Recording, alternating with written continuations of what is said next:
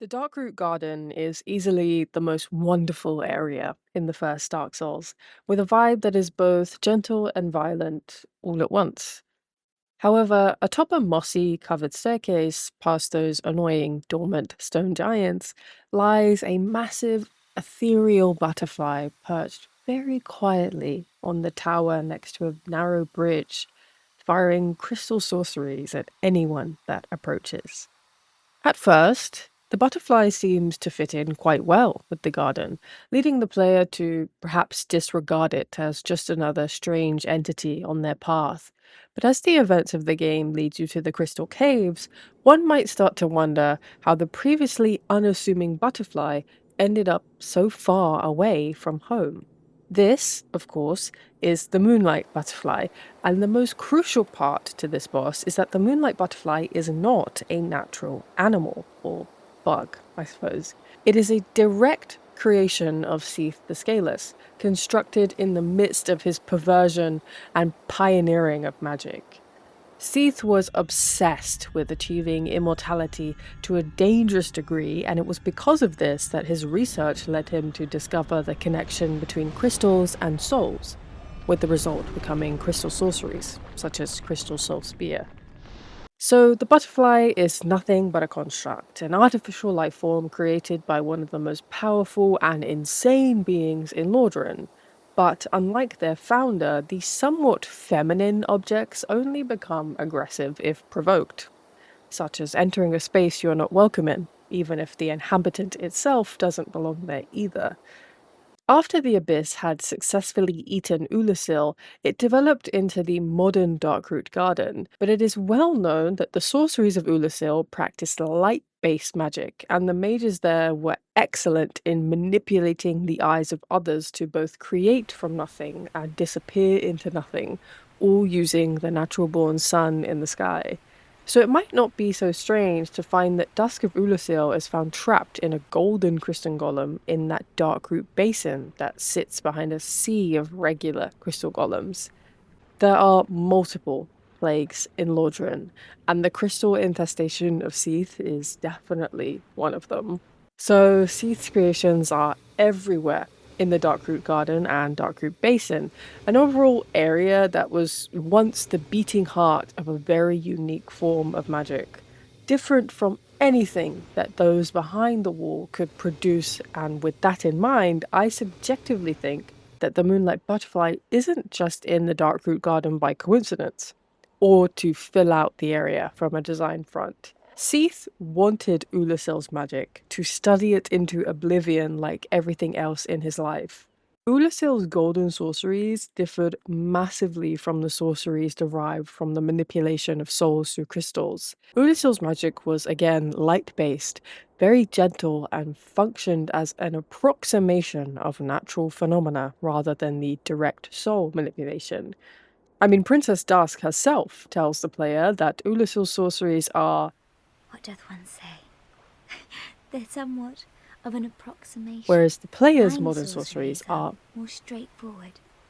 Miyazaki actually really enforced the idea that this DLC kingdom was on another level when it came to magic, as he made the cast light spell description this. This light-producing sorcery is elementary, but nonetheless demonstrates the achievements in mysticism of 𝙤𝙤. Such magic has not been developed even in Vinheim, which, looking back, is quite funny, actually. Within the crystal caves, 𝙤𝙀 conjured these somewhat annoying invisible bridges leading to his fog gate that houses the primordial crystal. And whilst these bridges are made from huge chunks of crystal, it is very important to understand they are also completely invisible yet corporeal, meaning they're nothing but a trick of the light. We can then understand that by the events of the game, 𝙤𝙀 had gathered enough knowledge on 𝙤𝙤 even through his own crystal-based methods. The forest's enchantment, the lingering golden sorceries, and the unique magical ecosystem of the Darkroot Garden may have made it an ideal environment for 𝙤𝙀 to deploy and observe one of his creations.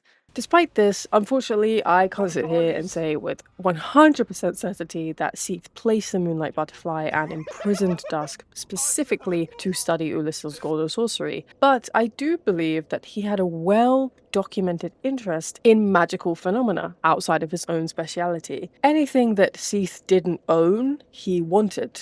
So I don't think it's so strange to assume that maybe perhaps he placed the butterfly there with the intention of studying. However, that is not correct.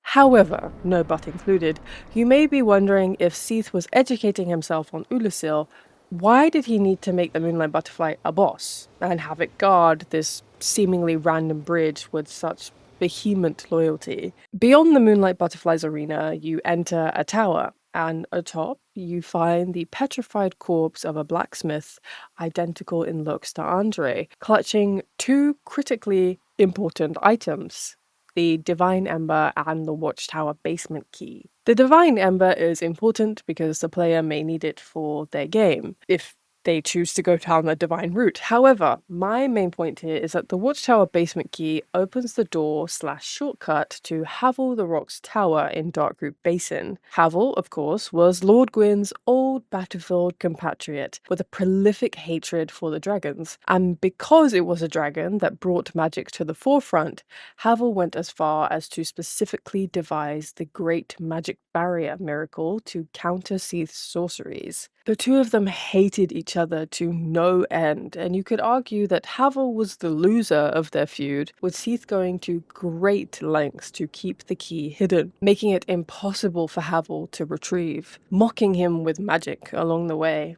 Now, before anyone leaves a comment about it, I do know there is lots to 𝙁's story, and 𝙁 is very complex as a character, but unfortunately, this video isn't about 𝙁, so I'll leave it there. But trust me, I'm very well aware that 𝙁 runs a lot deeper than just guy trapped in a room gone hollow. But anyway, moving on gently, from a design perspective, the Moonlight Butterfly fight is actually a very unique boss fight, and unlike almost every other boss in the game, the butterfly doesn't engage in any form of melee combat. It hovers at a slightly large distance using pure magic projectiles and forces the player to adapt to a purely ranged engagement, which is actually, at least to my knowledge, the one and only time this happens in the entire franchise. I say this as I don't really regard 𝘿𝙄𝙎 to be a ranged encounter, but I guess you could. But anyway, that's what I believe. Better yet, you can't strafe or sort of iframe the butterfly, nor can you use the arena to your advantage as it's far too small. You either learn to dodge its sorceries, use range attacks of your own, summon 𝙂𝙀 to do the heavy lifting for you, or wait for it to land and drink its nectar, which is your only window then for melee damage. On a first playthrough, the Moonlight Butterfly is pretty frustrating, as you literally cannot do anything until it lands if you have no range. Since the butterfly is a creature of magic, of 𝙤𝙀's magic specifically, I subjectively think this annoying fight is designed to make you feel a fraction of the frustration that 𝙁 the Rock must have felt after Gwyn's betrayal, facing an enemy that refuses to engage physically, the enemy being 𝙤𝙀, not the Moonlight Butterfly, and it seems to just chicken out and attack from as far away as humanly possible with sorceries that you've never known or never studied or never been well endowed over, and you are physically too heavy to avoid them or too slow to dodge them, and you're lacking in the bespoke gear needed to become resistant to it. And then, I suppose, you learn about 𝙁's hatred for magic and, I guess, 𝙤𝙀 in real time, and the player can experience just a taste of 𝙁's helplessness if you don't have a bow or no humanity to summon 𝙂𝙀, for example. It seems that when 𝙤𝙀 discovered the true nature of Darkroot Garden, he was quick to stake his claim on the Acephalous Kingdom to prevent other scholars from learning the golden sorceries first, but also because it was without order, there would be no one to argue against the Scaleless when he and Gwyn hid away 𝙁, who had simply gone away to the common mind. Despite the numerous golems dotted all over the basin, like I mentioned earlier, 𝙤𝙤 seems to make a humble butterfly the de facto boss of the entire region, because in actuality, these golems are failures. They're slow and predictable and nothing but crystal, and again, constructs that are so large they may not even fit on the bridge to start with. Not to mention their complete lack of magic, which would also make them far too easy of a challenge for someone as mighty as 𝙁𝙁 or any simple fellow with enough steel in their hand. On the contrary, the butterfly would leave anyone with overbearing armor completely defenseless, as it flies around you in this almost mocking way. It seems to serve as a magical barrier to stop anyone, especially those who despise sorcery, from reaching what lies beyond it. Regardless of the reason that you believe the moonlight butterfly to be there for, or to just exist in general, it's clear that this giant artificial bug is a lot more complex than it lets on, and in typical Dark Souls fashion, you'd have absolutely no idea at first glance. All of the bosses in Dark Souls are there to provide the player with a sometimes ambiguous narrative, but very few of them make you feel, for a few minutes, what it might have been like to actually be 𝙁𝙁 at the peak of his despair, knowing that magic was something you could never truly defeat. Until next time, praise the sun, and remember, in Lordran, nothing is ever surface level. Don't you dare let yourself go hollow, lest my time spent on you be wasted.